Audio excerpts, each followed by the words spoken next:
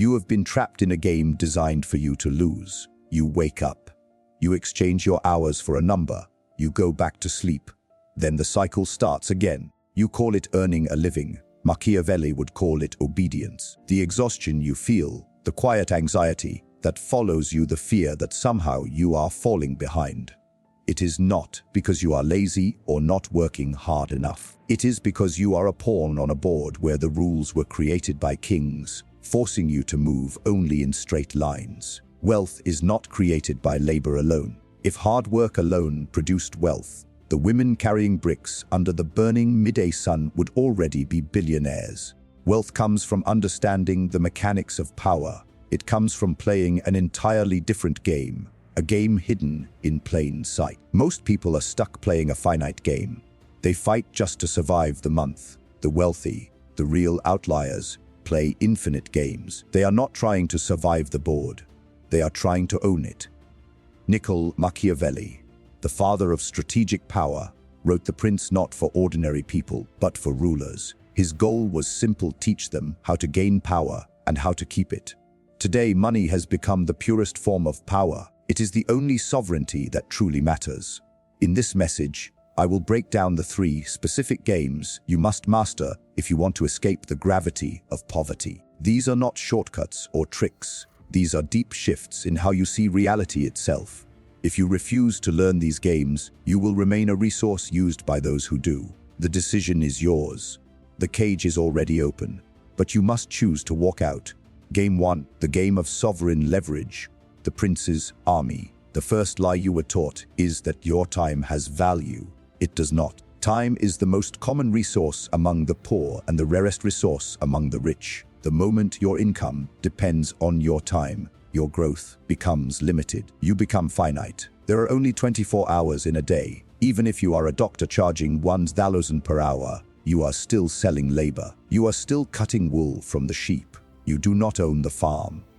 Machiavelli understood something critical. A prince cannot conquer a kingdom by swinging his own sword. He needs an army. He needs leverage. In today's world, armies look different. We use 3 forms of leverage that separate effort from reward. First, the leverage of labor, the old game. This is the traditional model. You hire people. If 10 people work for you, you suddenly control 240 hours of productivity in a 24-hour day. But this path is messy. Humans are unpredictable. They have emotions, egos, and require constant management. As Machiavelli warned, anyone who depends entirely on mercenaries is never truly secure. This game demands strong emotional control and a high tolerance for pressure. Second, the leverage of capital, the banker's game. This is money producing more money. It is clean. It works while you sleep. But entering this game requires capital first. It is usually the destination, not the starting point.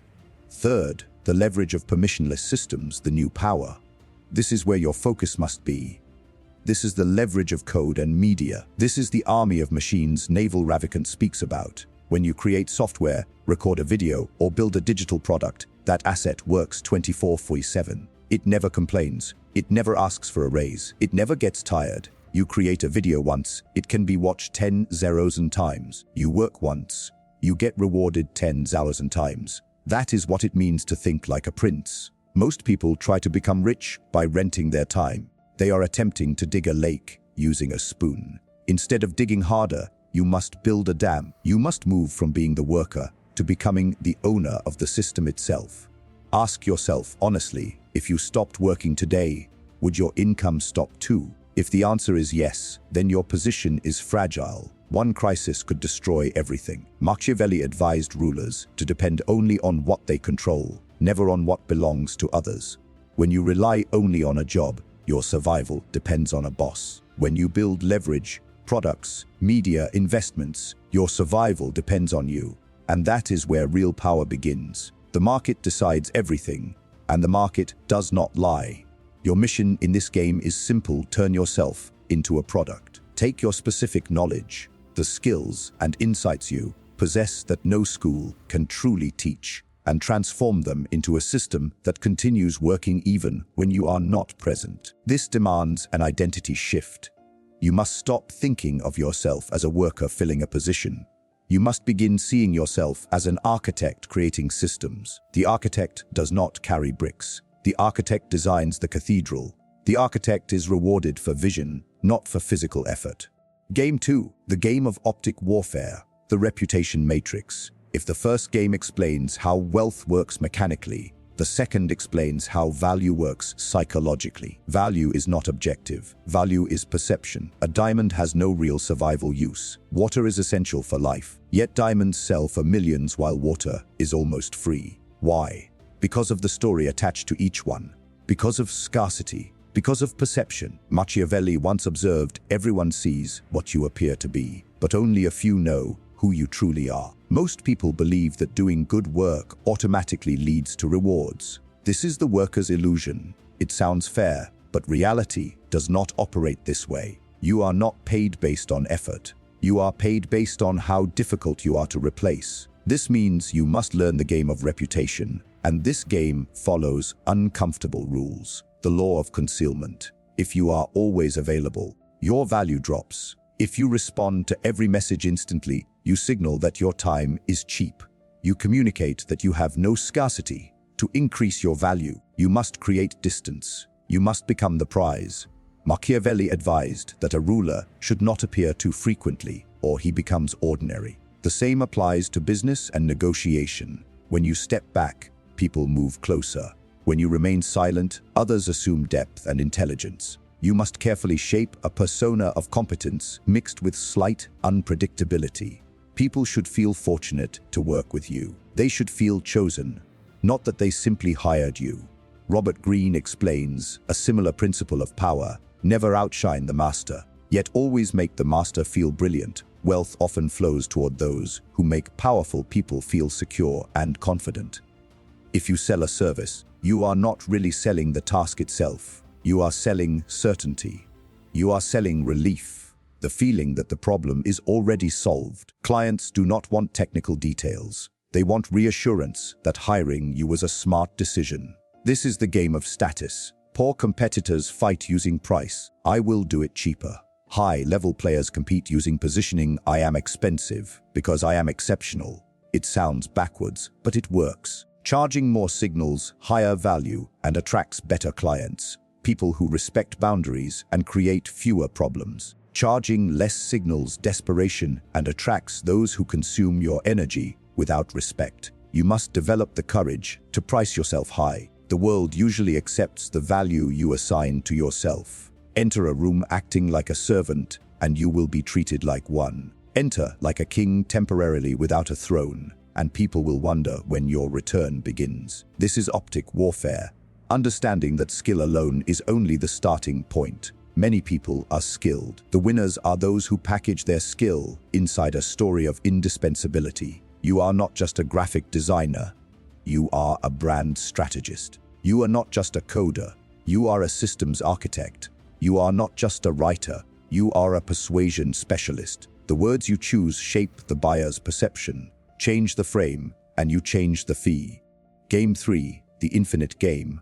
The discipline of survival. James P. Cass described two kinds of games, finite and infinite. A finite game exists to produce a winner, a war, a football match, a single trade in the stock market. Each has a clear beginning, a middle, and an end. An infinite game is not played to win. It is played so the game never ends. Wealth works the same way. There is no final number where a bell rings and declares you finished. The moment you believe you have won, you stop doing the habits that created success, and that is when decline quietly begins. Machiavelli studied the rise and collapse of Rome. His conclusion was clear: empires rarely fall because of enemies outside. They collapse because of decay within. They become comfortable. They lose discipline. They forget the principles that built their strength in the first place. This leads to the rule of ruin. To succeed in the money game, your first objective is not winning. It is survival. Warren Buffett summarized this perfectly. Rule number 1, never lose money. Rule number 2, never forget rule number 1. It sounds simple, but it carries deep meaning. If you lose 50% of your wealth, you must gain 100% just to return to where you started. Ruin is the only true defeat in an infinite game. Poor players try to become rich quickly. They gamble, they chase impossible odds, They buy lottery tickets, sometimes real ones, sometimes disguised as opportunities. Wealthy players focus on becoming rich slowly and staying rich permanently. You must treat wealth like a living organism. Its first job is survival. That means avoiding catastrophic mistakes. You do not risk everything in one move. You do not borrow so aggressively that one bad week destroys you. This is known as the barbell strategy. You keep 90% of your assets extremely safe, while using the remaining 10% for calculated, aggressive risks. Most people do the opposite. They take medium risks with everything, which guarantees average results and constant stress. Be cautious. Be patient. Even be boring. Wealth compounds in boredom. Excitement costs money. Dopamine costs money. If your investment strategy feels thrilling, you are probably gambling. If your business feels like constant chaos, you are not leading. You are just putting out fires you created yourself. The Machiavellian thinker understands one powerful truth: time is the ultimate advantage. If you stay in the game longer than everyone else, you eventually win by default. Others will destroy themselves. They will become greedy, emotional, impatient. They will try shortcuts. And when they collapse, you will still be standing, calm, stable, ready to acquire what they lost for pennies on the dollar. This is the discipline of the predator. The predator does not run through the jungle making noise. It waits. It conserves energy. It observes. And when weakness appears, it moves with precision. But to play these three games, leverage, optic warfare, and the infinite game, you must first destroy your current identity. Right now, you are programmed to lose. School trained you to become a worker. Family trained you to seek safety. Friends often train you to remain comfortable. You must uninstall that operating system. Being liked is not currency. You cannot pay rent with approval or attention. Machiavelli himself was not loved. He was exiled. He was tortured. And during that darkness, he observed human nature clearly. He saw that people can be ungrateful, inconsistent, dishonest, fearful, and driven by desire. If you build your life expecting fairness, disappointment will follow. If you build your life understanding that people act from self-interest, fear, and greed, you can design systems that work with human nature instead of fighting it. You do not need cruelty.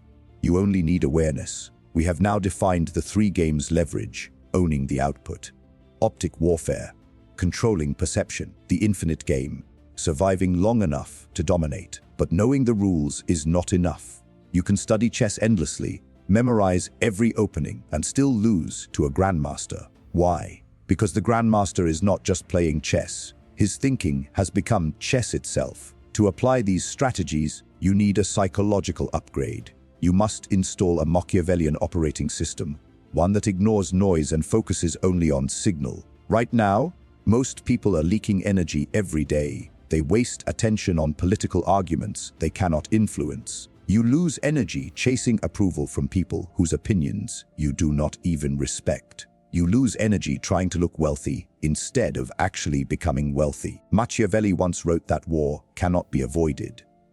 It can only be delayed to benefit your opponent. This truth also applies to your internal battle, the war against your own mediocrity. You have been delaying this war. You tell yourself, I will start on Monday.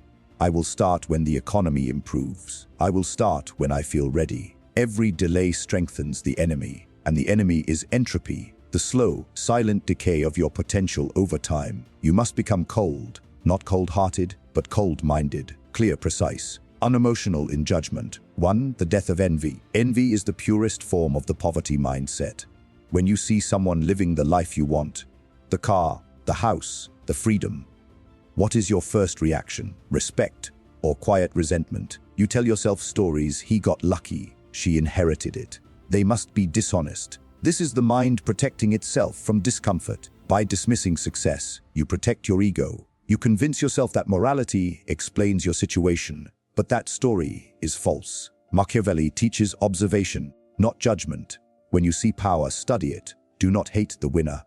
Analyze the winner. Ask questions: what leverage are they using? What game are they playing? How do they manage risk? What perception have they built? Treat success like a crime scene. Examine the evidence. Identify the tools used. Then learn how to use those tools yourself. 2. The rejection of fairness. You hear it everywhere. It's not fair that he earns so much for doing so little. The system is unfair. Listen carefully. Fairness is a human invention meant to comfort children. It does not exist in nature. It does not exist in markets. A gazelle does not complain about fairness while escaping a lion. It understands reality. The lion is faster. The lion is stronger. The market behaves the same way. It rewards value, leverage, and scarcity, not effort alone. You may work 10 hours digging with your bare hands, working harder than a tech CEO. But the CEO uses systems and code that serve millions simultaneously. The market rewards scale, not sweat. Complaining about fairness wastes energy. Accept the terrain you stand on. If the ground is rough, buy stronger boots. Do not complain that the world is not carpeted for you. 3. The strategy of silence. We touched on this during optic warfare, but this principle goes deeper. The poor announce, the wealthy signal quietly. When you constantly talk about your plans, your hustle, your future success, your brain releases dopamine as if progress already happened. You feel rewarded without earning results, and motivation disappears. Machiavelli advised concealing intentions. Build quietly. Let outcomes speak for you. There is immense power in silence. If people do not know your direction, they cannot block your path. If they do not see your strategy, they cannot sabotage it. Become invisible for 6 months. Focus only on gaining specific knowledge and building leverage. When you return, even those who knew you before will feel like they are meeting someone new. The greatest obstacle you face is not poverty. Poverty creates discomfort, and discomfort pushes action. The real danger is middle-class comfort, the stable paycheck, the good enough job, the financed lifestyle that feels secure but limits freedom. This is sedation. It gives just enough comfort to prevent rebellion, but never enough independence to create true power. These are golden handcuffs. To play the prince's game, you must first recognize the chains, and then decide that comfort is no longer enough. You must be willing to sacrifice the comfort of the middle if you want to reach the top. This is where the infinite game demands courage. You must accept looking foolish at times. You must accept failing where others can see you. Machiavelli believed that entrepreneurs are simply people who recognize that obstacles and opportunities are often the same thing, and they know how to turn both into advantage. The middle class avoids difficulty. They search for smooth roads and predictable paths. The outlier moves toward obstacles because he understands a hidden truth. The obstacle is the filter. The harder something is, the fewer people attempt it. The fewer people capable of doing it, the greater its value. If success were easy, everyone would already have it. Difficulty itself becomes protection, a moat surrounding opportunity. Learn to appreciate the moat. Move through it. Grow inside it. Eventually, all these games lead to one realization: you are the true asset, not your house, not your investments, not your job title. Your real asset is your mind, your judgment, your ability to stay calm while everything around you feels chaotic. Naval Ravikant said that judgment is the ultimate skill. In an age of artificial intelligence and unlimited leverage, decision-making becomes priceless. A programmer can write code, but someone must decide what should be built. A team can edit videos, but someone must decide what message matters. That decision is judgment, and judgment cannot be learned from books alone. It comes from experience, from participation, from having real risk involved. You gain judgment by losing money.